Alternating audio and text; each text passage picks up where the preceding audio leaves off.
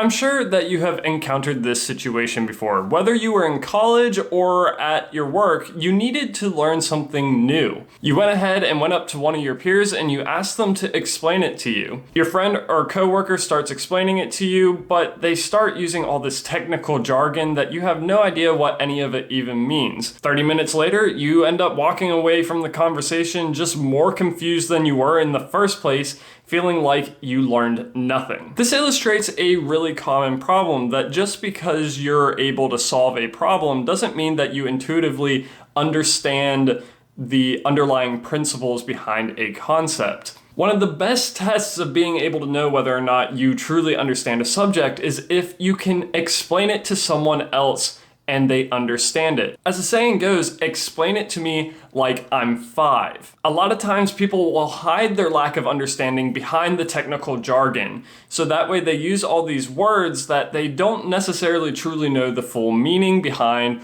or why it works. So in today's video, I'm going to be covering one of the most effective techniques that you can use to increase your rate of learning and your understanding of a concept. If you're new to the channel, welcome. My name is Tyler Warlow and I go by The Mengineer. I make videos on how to improve your life through your confidence, capabilities, and overall happiness. So I know a lot of people make claims about one learning technique being the best over another. That is not what I'm here to say. I'm just here to give you a tool that's been shown to be highly effective, and it's actually named after a Nobel Prize winning scientist, Richard Feynman. Richard Feynman was not only famous for winning his Nobel Prize, but also being able to break down really complex topics and explain it in a simple and easy to understand way. In fact, his nickname was once the Great Explainer. So this video is going to be covering the Feynman technique, which is essentially meant to challenge your base understanding and assumptions of a concept and hopefully get you to the point that you can explain it intuitively. The technique is going to be comprised of 4 separate parts, which we will dive into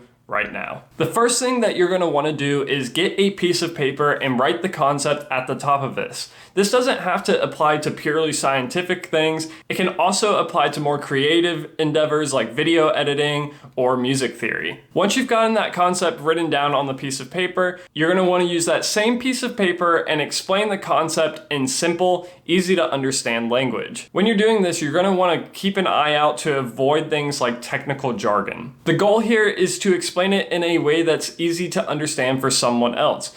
But you don't want to just write it out in plain English. Maybe give some basic examples to make sure that you can easily work through and show how the concept works as well. Now, the third aspect of this is if you find yourself getting caught up in any of this, for instance, if you realize you don't know part of the definition or you're getting stuck on a particular aspect of a problem example, then you're going to want to go back and review that specific part of it. There's no point wasting time going back and reviewing the entire concept if that's not the part that you're having trouble understanding. This technique is meant to help you identify what those problem areas are and the weaknesses in your understanding. So that way you can more efficiently go and study that specific aspect and then work on that explanation a little more. And finally, the fourth point of this is you're going to want to go back through your explanation and look for anything that seems complicated or difficult to understand in your explanation, and then try to simplify that down in a way that's easier to understand. And this is where the saying, explain it to me like I'm 5 comes in. You're not just trying to put this concept into simple, easy to read language. You also are trying to improve your understanding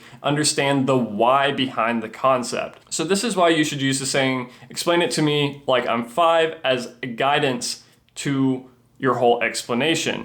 Think of how a 5-year-old would react if you would explain this information to them. The most common question that a lot of children will ask you is why?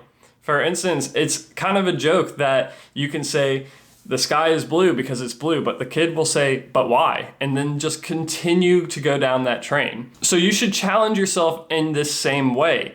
If you explain an equation or you explain a theory, be able to explain the why behind it. If you're not able to, then that might be a weakness in your understanding that you should go back and review.